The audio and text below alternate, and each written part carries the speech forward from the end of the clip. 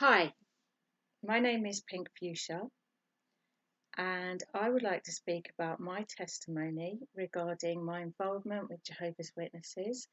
It's taken me over 20 years to pluck up the courage to do this, but I am going to go for it now. And I really, really greatly appreciate all the encouragement that I have seen from the Kim and Mikey channel and also what's his name? Ultimate Mordecai. I've been following you a lot, and you've been really helping me to wake up and to get back to a really good relationship with my Heavenly Father. So, right, I'll start this off. What happened to me was back when I was about 19. I'd had a string of really bad experiences outside in the world with just harassment and bad treatment from men, being attacked. And it came to the last straw when I was a student and I got assaulted while working in a shop by my boss at the time. And um, what actually happened was, by pure coincidence, is that um, two Jehovah's Witnesses happened to be on their field service and interfere with what was going on, and actually probably walked in unknowingly and saved me from a very bad thing happening. Um, but after that, I decided to leave the UK and go and live in the Republic of Ireland, because my mother is from Southern Ireland and I love that country. Um, and I felt that I might be safer there because at the time it was very quite predominantly Catholic, and I was brought up as a Roman Catholic, and I just felt that there were. I just thought you'd get more respect from men because they were Catholic. Bit stupid, really. I don't know why I felt like that at the time. I had actually come away from the Catholic faith, though, funnily enough, um, because when I was sent for my confirmation when I was younger, when we were in the confirmation class, the priest asked, are there any questions that you have or anything that you disagree with? And I said, well, I have actually read the whole of the New Testament and I can't see anywhere that it says that Virgin Mary ascended into heaven. And he said, well, that is what we call the Feast of the Assumption because we assume she ascended into heaven. And if you can't accept that, then really you shouldn't be getting confirmed. So it caused a big argument with the priest and my mum, and I ended up not getting confirmed. Then a couple of years later, under duress, really, I did get confirmed, and I really, really wanted to dedicate myself to Christ. Didn't really know which church to go to, and that's what I did. But now, anyway, I found myself back in the Republic of Ireland, and what I shared a flat with these two lovely girls, both really lovely Catholic girls. We had such fun. We used to go out just partying and things, but we did actually turn our lives around at that point, and we decided to give up drinking altogether. So we were completely teetotal, and what happened was one night.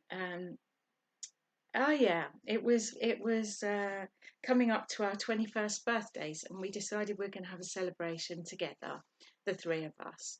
And I had been going to the gym, and there was a gentleman there, very good looking, English, and I'd been talking to him for some time, and we got friendly, and I decided to invite him to my birthday.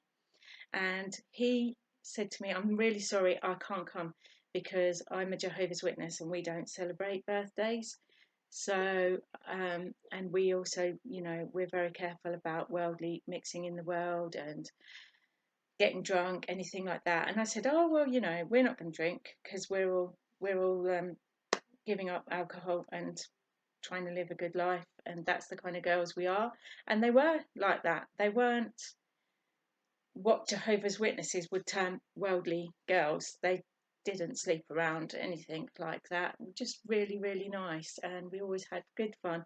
One thing we did in our flats, we didn't have a television because I just didn't like TV at the time. And the other two, and we were poor actually. We were really poor, but we used to go to the discos because it was free for girls before a certain time, and we just used to like dancing. And anyway, I did talk this young man, Noel, his name is, into coming to the 21st birthday on the proviso that nobody would be drinking. And when we went out, he, being an aerobics instructor, was the life and soul of the party.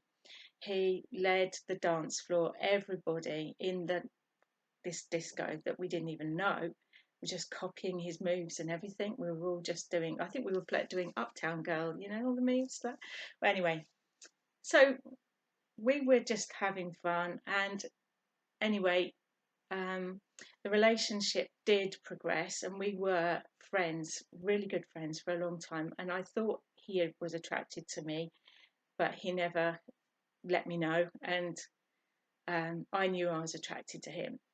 Um, and then it came to it that I was about to lose my job, and I'd been in Ireland about 3 years, 2 to 3 years, and sadly, I was going to have to go home and really start looking for work in England, because it was a lot easier to get work in England at the time. And he was absolutely devastated, and I just thought, well, there's no relationship here, so um, and he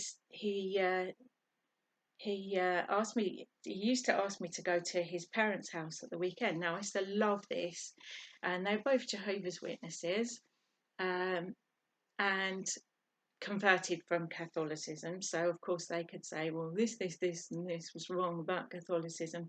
This is right about our religion, and they were kind of trying to talk me round a lot. And I started up studying the Bible, their Bible, with his dad, with his mum in the room, who, if she ever studied it with me, she used to have to cover her head with a scarf, and because of the fact that there were men in the house, and this is the headship teaching that Jehovah's Witnesses have, that a woman shouldn't really teach the Bible, but if she has to, and there's a man around, she'll have to cover her head. But anyway, we were studying the Bible together and attending the meetings together, but only as friends. And then, as I decided to go back home to England, that's when things changed, because I went out there. We used to cycle everywhere, miles. It was miles and miles. It used to take us an hour to cycle to the Kingdom Hall. Beautiful countryside, everything. Anyway, he took me on a bike ride to this castle, and it was very, very romantic, because really, strictly speaking, this land had just been bought by a private landowner, so we should not have been on the land. And there were all these trees that were going up the side of this path going there. And anyway, this I remember this man was coming along just as we were there on our bikes. So we grabbed our bikes and hid in the trees and tried to cover them over with leaves and everything. Well, anyway, but the man saw Noel, and he came over to him, and my heart was just beating so fast. And he said to him, "I'm really sorry, but I shouldn't be on this land, should I? I'm sorry, sir." And Noel just said, "That's okay, mate." It wasn't his land at all. And anyway, we carried on our cycle ride, and we went to the castle. And when we got to this old ruins of a castle, he said to me, "Right, let you climb up there." So I climbed up, and he stood at the bottom, and he said, "Justine, there's something I wanted to say to you. I did not want you to go back to the UK. And I was hoping that you would become a Jehovah's Witness, and then I could do this, but you haven't yet, and I don't want to lose you." And he said, "Will you marry me?" And I was like, oh my goodness. I was just really taken aback, because we hadn't kissed each other, nothing like that.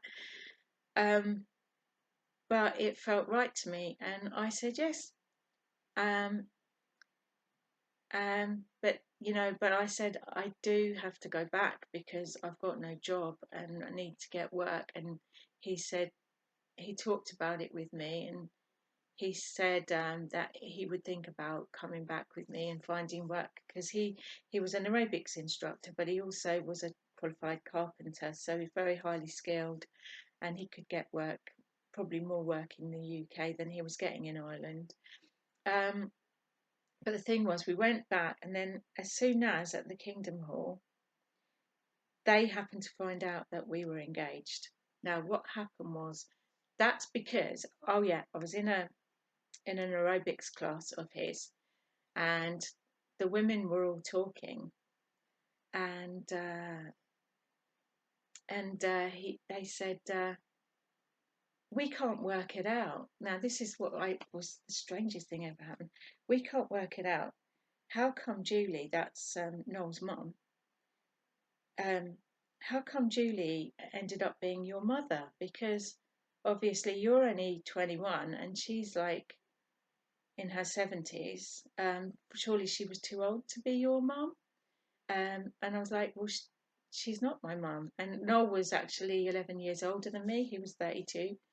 Um, and he was the youngest of a huge family.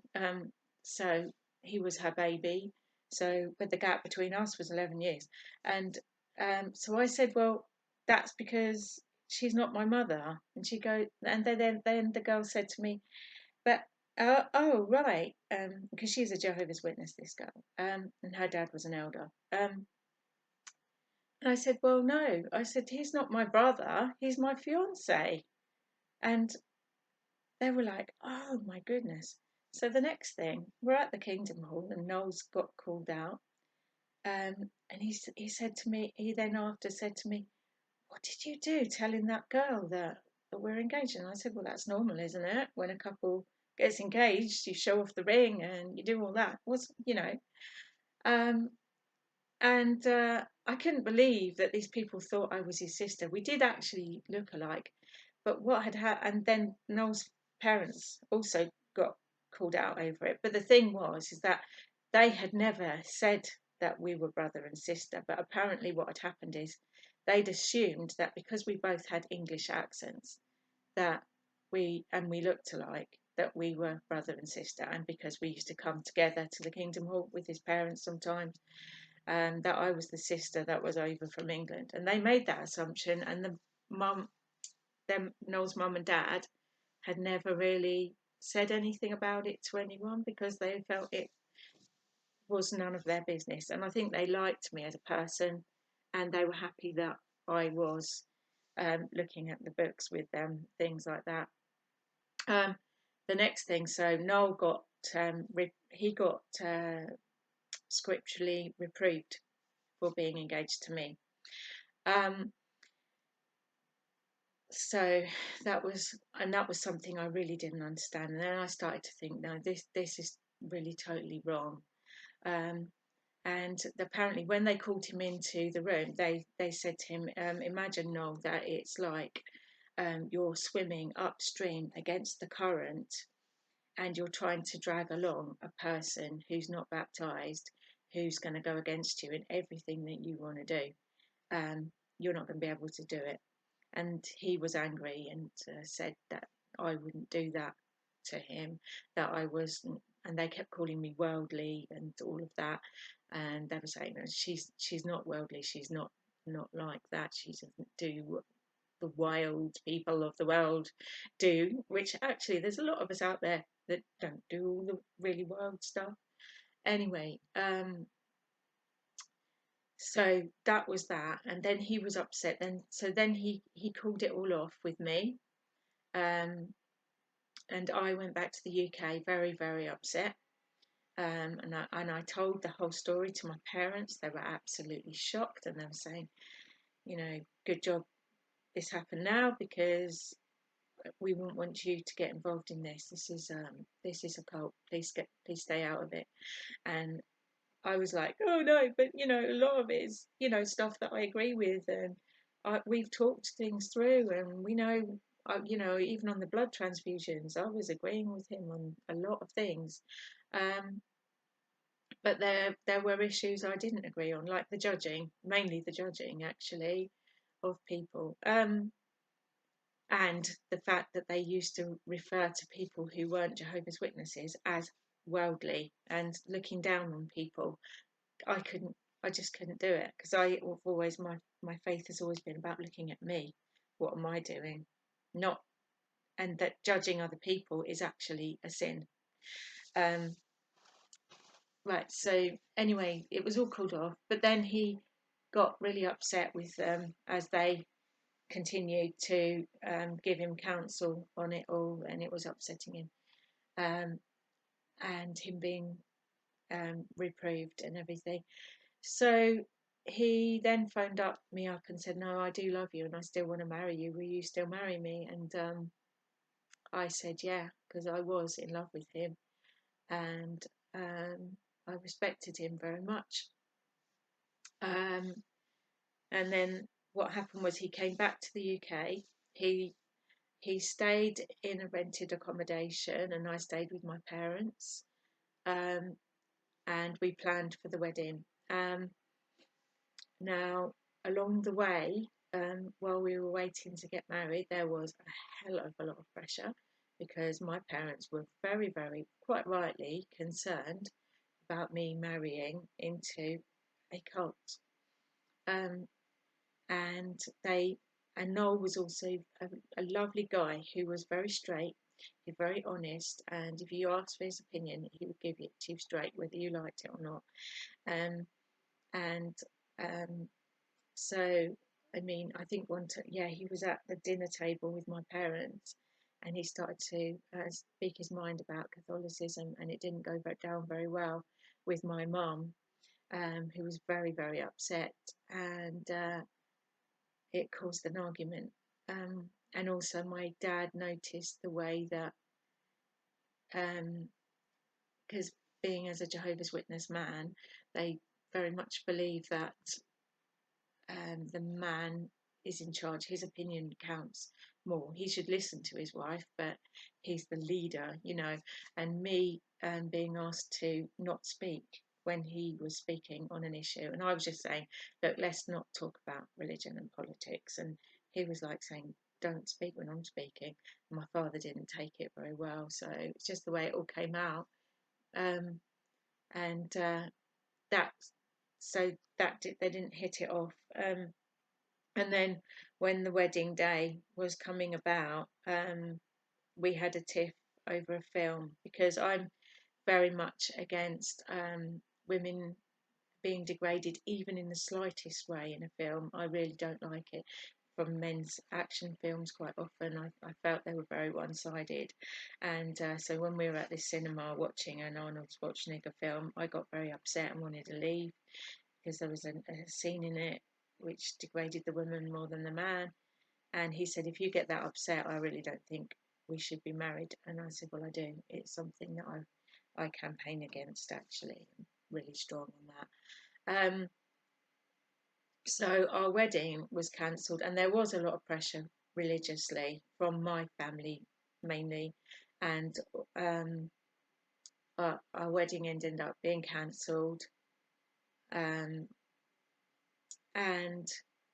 then on the actual wedding day, but just before the wedding day, Noel changed his mind and said, no, I just think we've had too much pressure, but I think we should still get married. And I said I wanted to still marry him. So the wedding we'd cancelled the registry office and everything, and cancelled everyone's flights coming over from Ireland. But then I said, but we have to rebook the wedding now and wait a certain time until we can get married. So, and then I said, I will move into the flat that we were going to have together, and you carry on with your rented accommodation. But he then sort of, he said, well, his tenancy's come to an end. He said, we'll be wasting money. Why don't we just share the flat but not go near each other? And I was like, till the wedding day. And what happened was we did that, which was totally wrong. And of course, we we did fall into temptation, and we sort of told ourselves that, we didn't move in until the day we were due to get married, so we saw ourselves as married. But sadly, what then happened was really, I think, devil really getting in there now.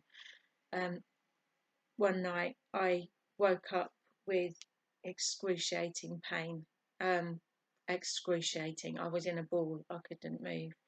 I managed to crawl to the bathroom, and was in a bad state. And what had actually happened, I wasn't aware of this, but I got rushed into hospital. He carried me actually down the stairs from the flats through in the car, because we had no phone, to phone an ambulance, and it was quicker to actually just drive me to the hospital. So he actually carried me all the way there. And when I got to hospital, I was actually sent home at first, saying, they did a test on me and they said, you're having a miscarriage. And they sent me back home, and it was Easter bank holiday, and the scanning unit was not open, so I couldn't get a scan. And they said, come in after the bank holiday and we'll be able to scan you properly and make sure that you're okay. So that's what I was planning to do, and the pain did subside, and I thought, well, I'm going to go back to work straight after the hospital appointment. I decided, I was all dressed up for my office job, and I went off to the hospital appointment. But when I was in the hospital, I started to shake. I started to get really excruciating pain again.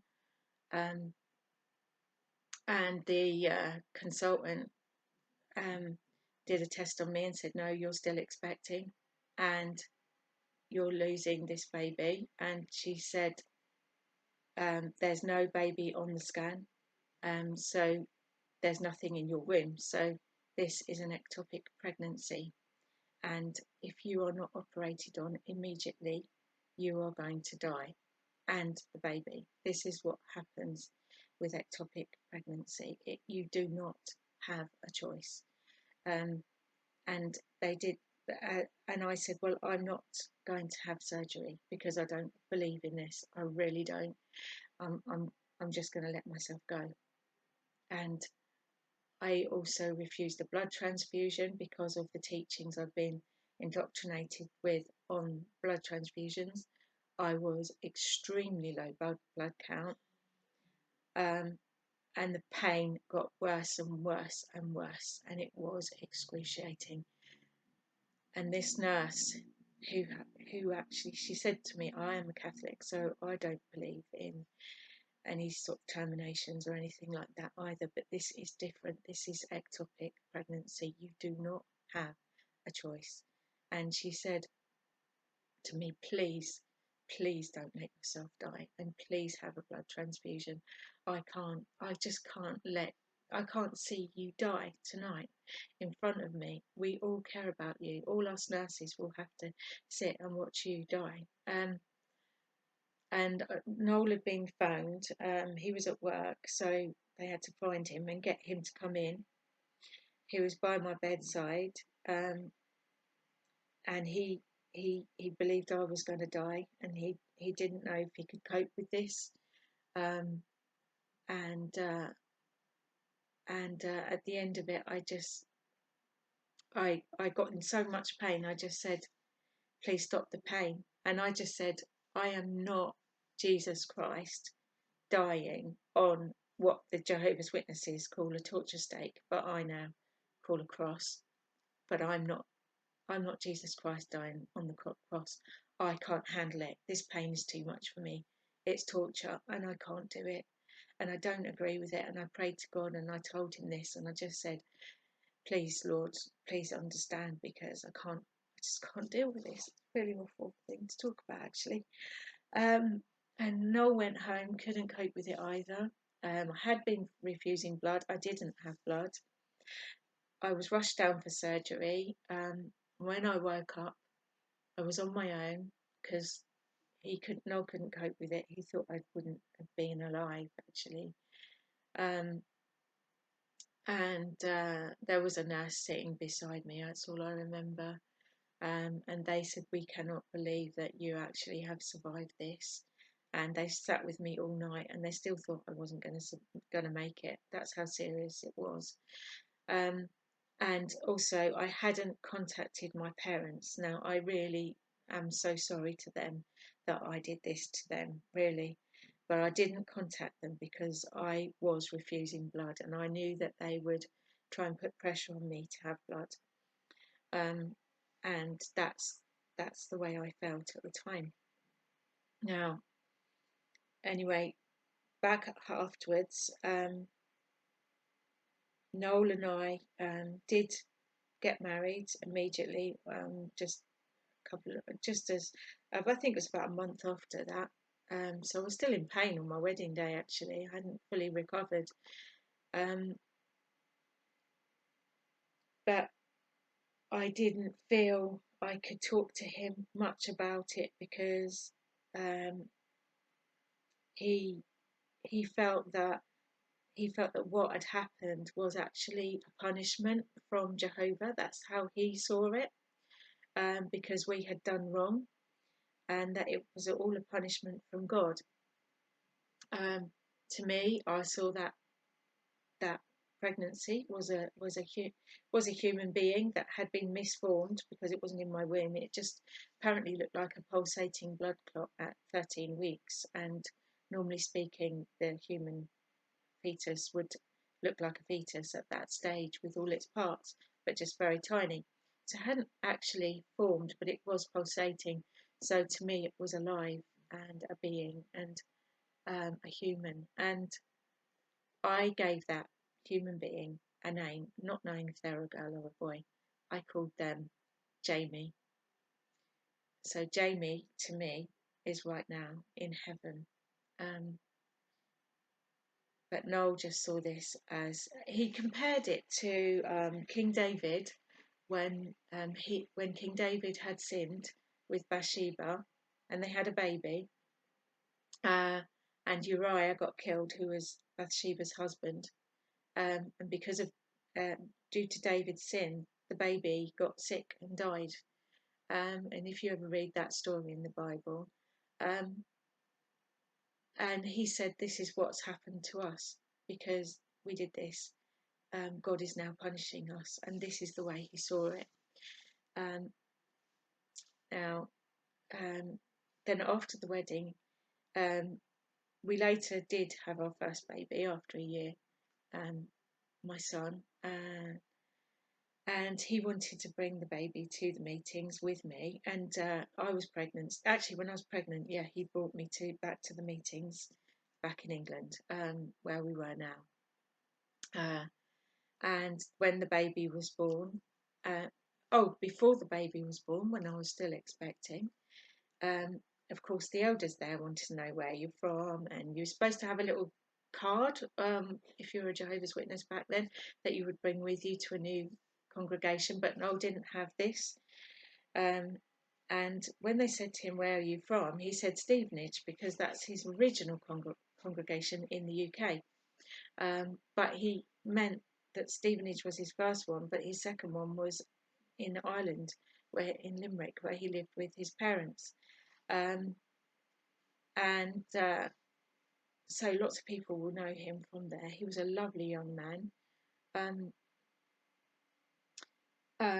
So what they did was they contacted Stevenage congregation rather than the one in Limerick, and they couldn't find any trace of him because obviously all his records had gone over to Limerick, and there'd been a confusion because he just didn't connect with what he should have said. And it turned out that many years ago, Noel had written a letter and disassociated himself from Stevenage congregation. This is where you write a letter to say, "I no longer want to be a Jehovah's Witness." And he had done this because he was campaigning for the environment, a very strong campaigner. and he wanted to go off and get involved in politics, and you're not allowed to do that if you're a Jehovah's Witness. So he decided to disassociate himself. He also, I think he fell in love with someone who wasn't a Jehovah's Witness before me. So there was something there too.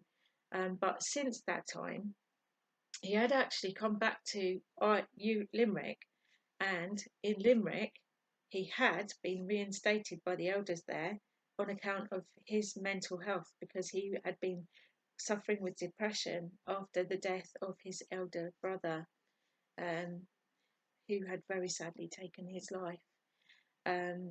So they'd been quite merciful towards him in Limerick for that. But then, of course, I'd come along afterwards, and then he got reproved again. And then, anyway, but then he's back in where I come from in Essex, and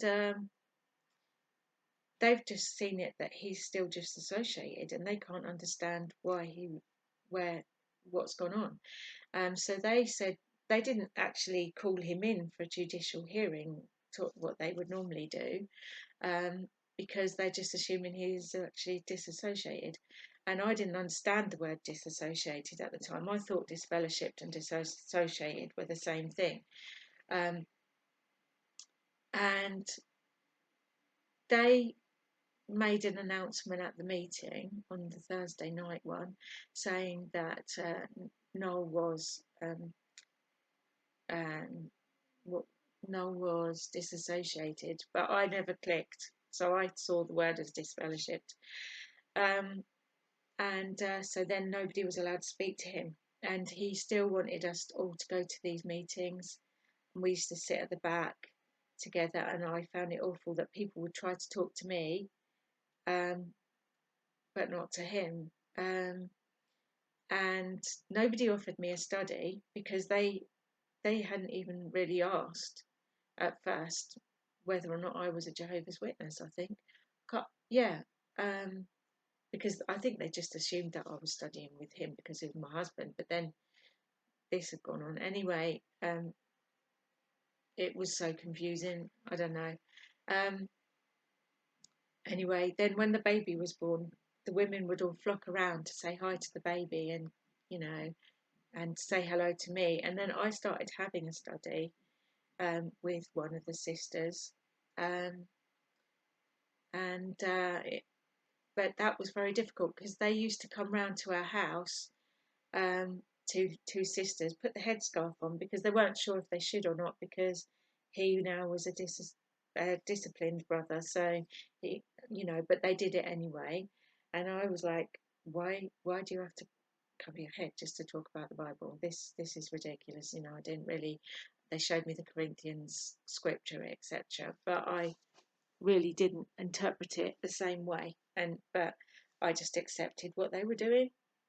But he started to get really, really bad depression, really bad.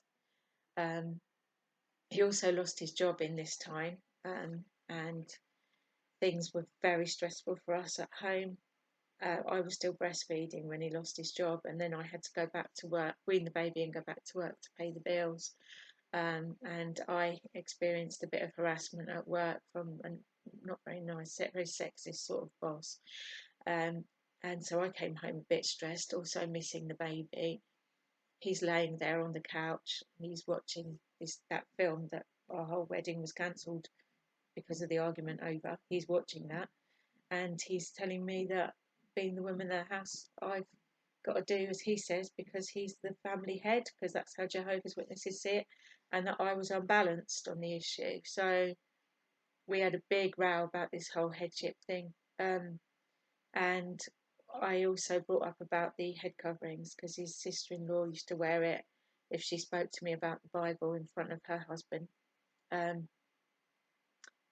Noel with them in the house, and I did stand up about it, and he started to say, well, you've got to do as you're told, and that, because that was the indoctrination in his head, and that you've got problems because you're worldly. so it was the indoctrination, because on the whole he wasn't like that. He was a person who would care about the environment. He cared about the third world. He actually supported me a lot in my campaign against pornography, because I had to go up to a TV studio and take part in a live debate, and he supported me 100% in everything like that. But he did say I was a little bit too extreme, and that unbalanced, and therefore he should take the lead, and I wasn't having it.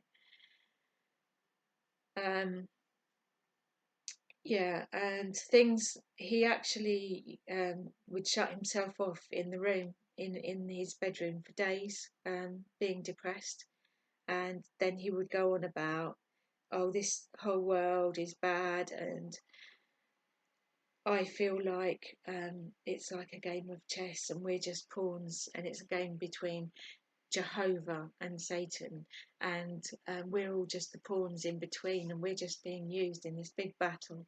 And then there's going to be Armageddon, and you're not going to be there because you haven't got baptized, and I might not be there because I'm a bad guy. I've been cast out, and he was actually seeing it as well, because he hadn't understood what had gone on with it, because they didn't have a proper meeting. He was seeing it, that he was disfellowshipped and that he was being punished for having married me. Um, and actually, he did come home from that meeting where they announced him being disassociated, and he said, "Why did they say I was disassociated?" And then it was like, "Oh, they got mixed up, but it doesn't matter because I was going to be punished anyway, so just leave it at that." And that's what happened. And then I eventually, things got really out of control, and I didn't understand about mental health back then. And I urge anybody who's going through this, please contact your doctor if you are concerned about anyone with depression, with mood swings, outbursts of anger and rage, because that all comes with it, and because they are the ones that they can help you. And please don't be too ashamed if you are the one that's experiencing it yourself, to go forward and do this. It's Everyone suffers with mental health. If somebody hits your arm and you break your arm, you'll go and get it seen to. If somebody hurts you in your mind, which does happen when you're involved in a cult, you are being damaged in your mind, in your brain. So you can be put right. Pray about it. Go to the doctor. Trust them, and let them help you. I did this for my husband. His sister urged me to, because she said she was herself bipolar. She was not a Jehovah's Witness, um, but she said, this is not the way my brother normally behaves. Please get him seen, because I think he's going through some of what I've been through, and I'm very worried about him. He was having very violent outbursts, very dangerous ones, and I had to leave him with the baby. I had to leave and take the baby because it was too dangerous. Um, he had refused to be seen by the GP at first, and then eventually he went into counselling, but that was all. Um, and when I did actually have to leave, because he actually threatened our lives, because he'd gone over the edge. He was not that kind of guy. He just tipped the scales. Um, and what I'm going to say now is that I had to talk to him about the parable of the prodigal son, because we really disagreed on this. And I said, well, you know what? When you sin and you repent, one thing I know is that the Lord is waiting there with open arms for you. All you have to do is just tell him you're sorry and you're forgiven. There's none of this punishment. There's none of this being cast out by congregations and things like that. And I know that we disagree on this, and I know that people are going to be putting in the comments all these reasons from the man who got cast out in the Corinthian congregation. But let me show you something, if I may. I'm going to call up Luke chapter 15 and go through it. And this is the argument that Noel and I had, because I said to him, it's the parable of the prodigal son. And this is what happened. Now I need to call it up.